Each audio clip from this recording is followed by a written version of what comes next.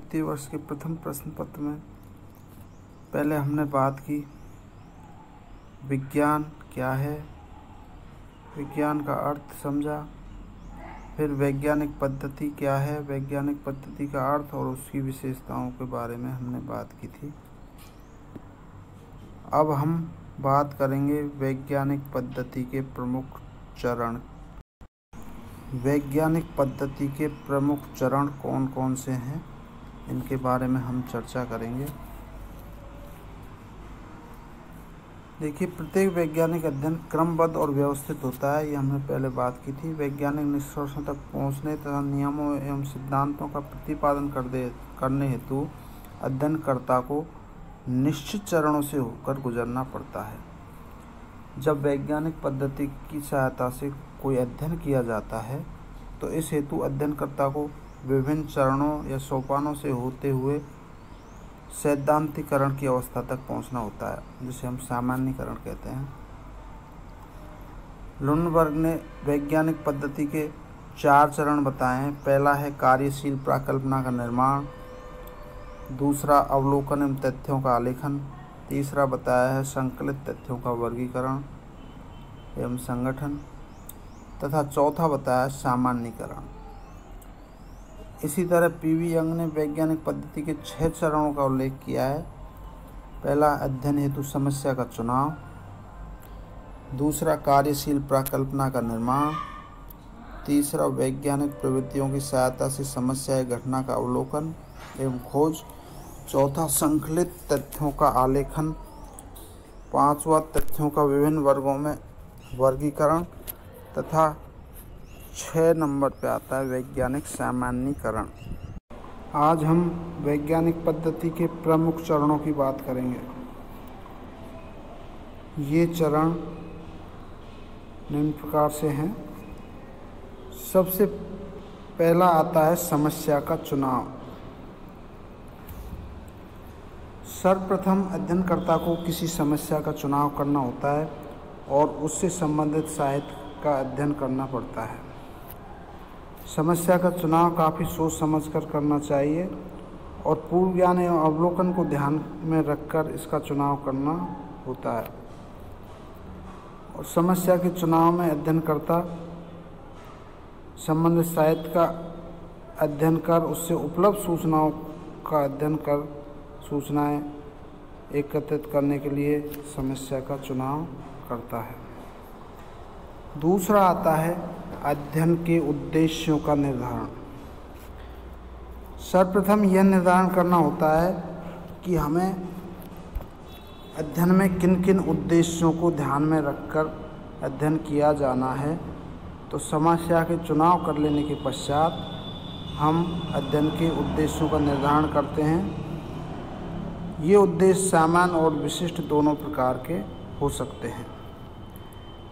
इसके बाद अगला आता है प्राकल्पना का निर्माण।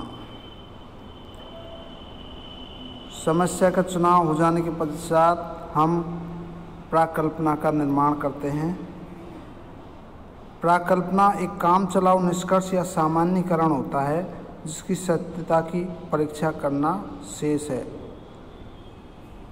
और प्राकल्पना अध्ययन की दिशा और क्षेत्र निर्धारित करने में अपना योगदान देती है और हम प्राकल्पना के आधार पर उसका परीक्षण करते हुए और सत्यता की जांच करते हुए अध्ययन करते हैं।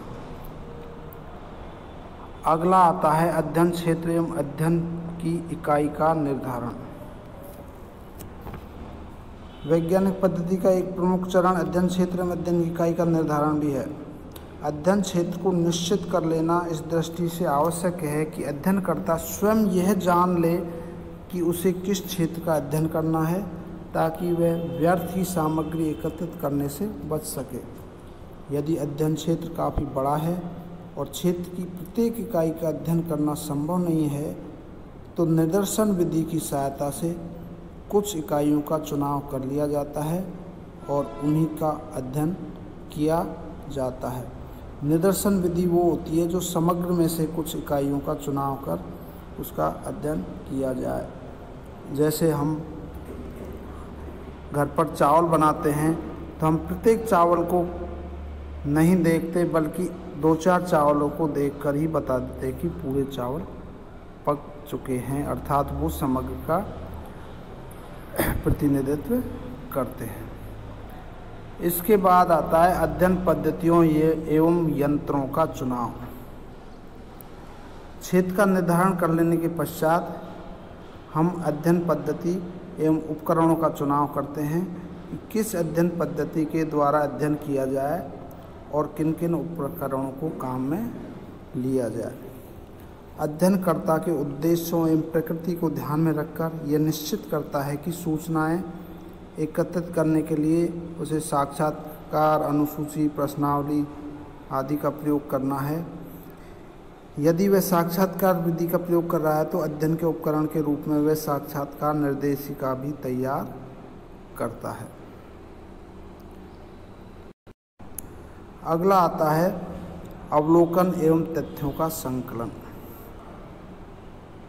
विषय सामग्री या घटना का सूक्ष्म और सावधानी पूर्वक अवलोकन किया जाता है और तथ्य एकत्रित किए जाते हैं। अवलोकन के अतिरिक्त अध्ययन की किसी भी अन्य विधि का सहारा भी तथ्य संकलन हेतु लिया जाता है और संकलित तथ्यों को लिखा जाता है। इसके अलावा आता है तथ्यों का वर्गीकरण, विश्लेषण एवं व्याख्या। तथ्य एकत्रित करने के बाद तथ्यों का वर्गीकरण किया जाता है, अलग अलग वर्गों में बांटा जाता है, उनका विश्लेषण किया जाता है और उनकी व्याख्या भी वैज्ञानिक पद्धति का एक प्रमुख चरण माना गया है। एकत्रित तथ्यों को समानताओं के आधार पर अलग अलग वर्गों में बांटकर फिर सारणियाँ तैयार कर ली जाती हैं तथा तथ्यों का विश्लेषण कर कार्य कारण संबंधों का पता लगाया जाता है।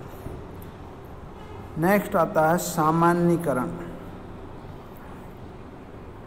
वर्गीकरण, विश्लेषण और सारणियाँ तैयार कर उसके बाद हम सामान्यीकरण करते हैं, अर्थात वर्गीकृत तथ्यों के प्रतिमान के आधार पर निष्कर्ष निकाले और सामान्य नियम बनाए जाते हैं। इन्हीं सामान्य नियमों को वैज्ञानिक सिद्धांत कहा जाता है। इसके बाद हम उसकी जांच एवं पुनर्परीक्षा करते हैं। सामान्य नियमों की जांच एवं पुनर्परीक्षण किया जाता है। निष्कर्षों एवं नियमों की जांच की जाती है तथा यह पता लगाया जाता है कि वे सार्वभौमिक रूप से सही हैं या नहीं अथवा उनमें किसी प्रकार के संशोधन की आवश्यकता है। पुनर्परीक्षण के पश्चात हम एकत्रित तथ्यों से प्राप्त निष्कर्षों के आधार पर भविष्यवाणी करने की क्षमता भी रखते हैं। जो तथ्य एकत्रित किए जाते हैं उनके द्वारा भविष्य की घटनाओं के संबंध में पूर्वानुमान लगाया जाता है।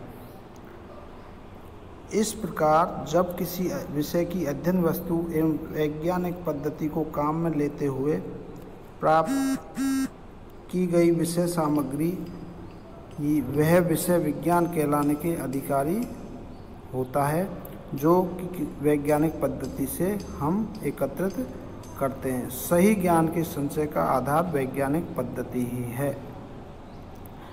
कार्ल पियर्सन ने भी लिखा है कि सत्य के लिए लघु मार्ग नहीं है। विश्व का ज्ञान प्राप्त करने के लिए वैज्ञानिक पद्धति के द्वार से गुजरने के अतिरिक्त कोई अन्य मार्ग नहीं है।